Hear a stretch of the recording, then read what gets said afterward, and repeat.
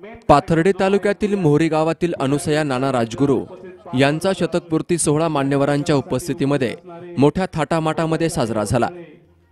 मोहरी गावातील अनुसया राजगुरू यांच्या शतकपूर्ती सोहळ्याच्या निमित्तानं त्यांचा सत्कार करून 101वा वाढदिवस मोठ्या थाटात साजरा झाला।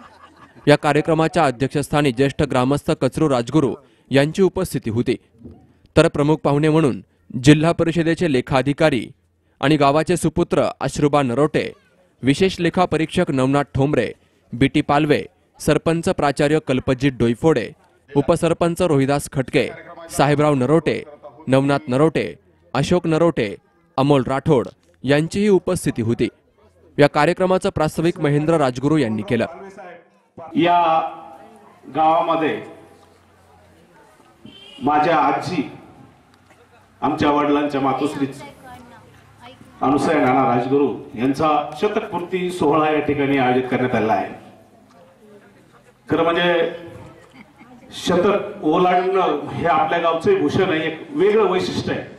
आजची जर परिस्थिती पाहिली तर या दगदगीच्या जीवनामध्ये माणसाचा भरवसा नाही आणि अशा या जीवनामध्ये 100 वर्ष पूर्ण केलं, खरं म्हणजे खरोखरच हे फार भाग्यवान असं कुटुंब आहे आणि या मातेचं निश्चितच जे काही पुण्याचं योगदान आहे ते या मागे आहे असं मला वाटतं। बंधूंनो, दुसरी महत्वाची गोष्ट की आज सामाजिक स्थिती फार वाईट झाली आहे। मुलगा आईला ओळखत नाही।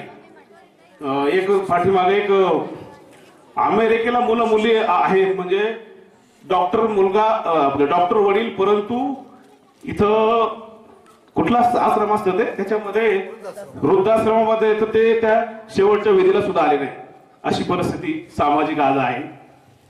मी हरिभाऊ यांना खरंच विशेष धन्यवाद देतो की त्यांनी एक वेगळा कार्यक्रम या ठिकाणी केला आणि एक चांगला आदर्श या गावाला घालून दिला। ज्याला आई वडील आहेत त्याच्या एवढी श्रीमंत कुणीच नाही या जगामध्ये। प्रत्येक वस्तू माणसाला उपलब्ध करता येते, परंतु हीच एक अशी वस्तू आहे की ही एकदा आपल्या हाताच्या बाहेर गेल्यानंतर ती पुन्हा मिळत नाही आणि कोणत्याही किमतीवर मिळत नाही। तर अश्रुबा नरोटे, सरपंच कल्पजित डोईफोडे, हरिभाऊ राजगुरू, नवनाथ ठोंबरे यांनी यावेळी आपल्या भावना व्यक्त केल्या।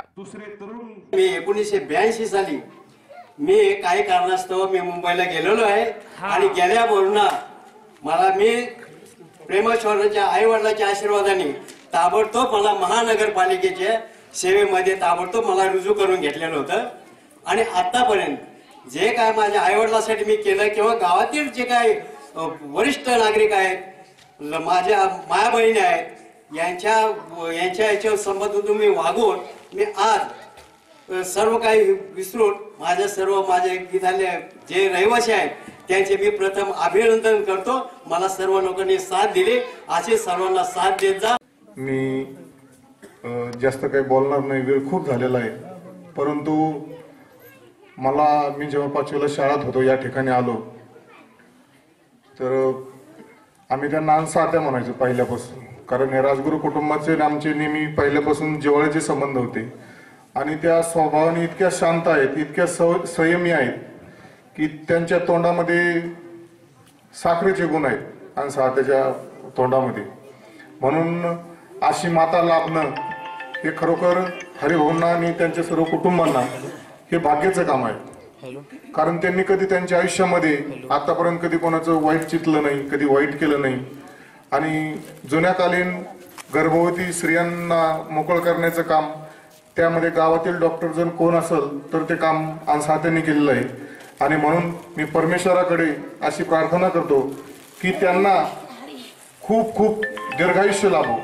अजून मला नाही वाटत त्यांना कोणत्या व्याधी असतील, काराने कदाचित कमी एक होत असेल, परंतु चालायला ते एकदम ताकद आहेत आणि निश्चितच त्यांना परमेश्वर आणखी दीर्घायुष्य लाभेल, त्या चांगल्या पद्धतीने या ठिकाणी आपलं जीवन जगतील, त्यांचं कुटुंबही त्यामध्ये त्यांना मोलाचे सहकार्य करेल। आपल्या ग्राम मातेचा जो 101 जो वाढदिवस आहे तो मोहरी ग्रामस्थ, ग्रामपंचायत सरपंच, उपसरपंच तसेच सदस्य यांच्या वतीने जो साजरा होत आहे तो नक्कीच अभिमानास्पद आहे, कौतुकास्पद आहे। याचं कारण पण तसंच आहे. अनुसया राजगुरू यांनी जे गावावर वेळोवेळी प्रेम केलं, आत्ताच डोईफोडे सरांनी पण सांगितलं, नरोडे साहेबांनी पण सांगितलेलं आहे. त्यांनी अडीअडचणीच्या काळामध्ये फार चांगलं काम केलंय, फुकट सेवा केलेली आहे, त्याचं ते प्रतीक आहे. म्हणून त्यांना आजही परमेश्वराने अतिशय आनंदी असं जीवन दिलेलं आहे. आणि त्या व्यक्तीनं जन्माला येऊन सर्वांसाठी किंवा अखिल मानवासाठी जे काही काम केलं, त्यामुळेच अशा व्यक्तींचा या ठिकाणी सत्कार किंवा अभिचिंतन केलं जातं. या मातोश्रीबद्दल बोलायचं झालं तर आपण सर्वजण आता आधुनिक जगामध्ये जगतोय. कोणाला कोणाकडे बघण्याचं आणि आपल्या जीवनाकडे बघण्याची सुद्धा फुरसत या आधुनिक जगामध्ये नाही. हे जरी खरं असलं तरी या ठिकाणी या मातोश्रीबद्दल 2 शब्द आपण बोललं पाहिजे आणि त्या दृष्टिकोनातून हा कार्यक्रम या ठिकाणी आयोजित केलेला आहे. आपल्याला अनुसाहेबाई आज या ठिकाणी वयस्कर झाल्यात. त्यांच्याकडं बघताना किंवा असं काही वेगळं आकर्षण या वयामध्ये वाटत नाही.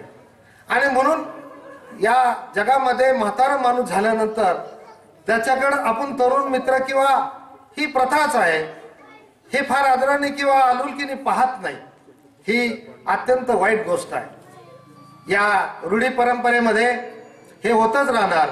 परंतु प्रत्येक माणसाने आपण एक दिवस या स्टेजला जाऊन म्हातारा होऊ आणि त्यावेळेला या अशा वयस्कर माणसाची जी अवहेलना होते, ती अवहेलना किंवा त्याच्यापेक्षा भयानक अवहेलना आपली होऊ नये याची जाणीव आजपासूनच तुम्हा तरुणांनी सुद्धा अंगीकारली पाहिजे. वाईट या गोष्टीचा आहे की प्रत्येक मनुष्य हा वृद्ध वयस्कर आणि या निसर्गातून जाणारच आहे. परंतु तो जात असताना त्यांनी या आपल्यासाठी जे काही मानव जातीसाठी उपकार केले त्याची उतराई सुद्धा कुठेतरी झाली.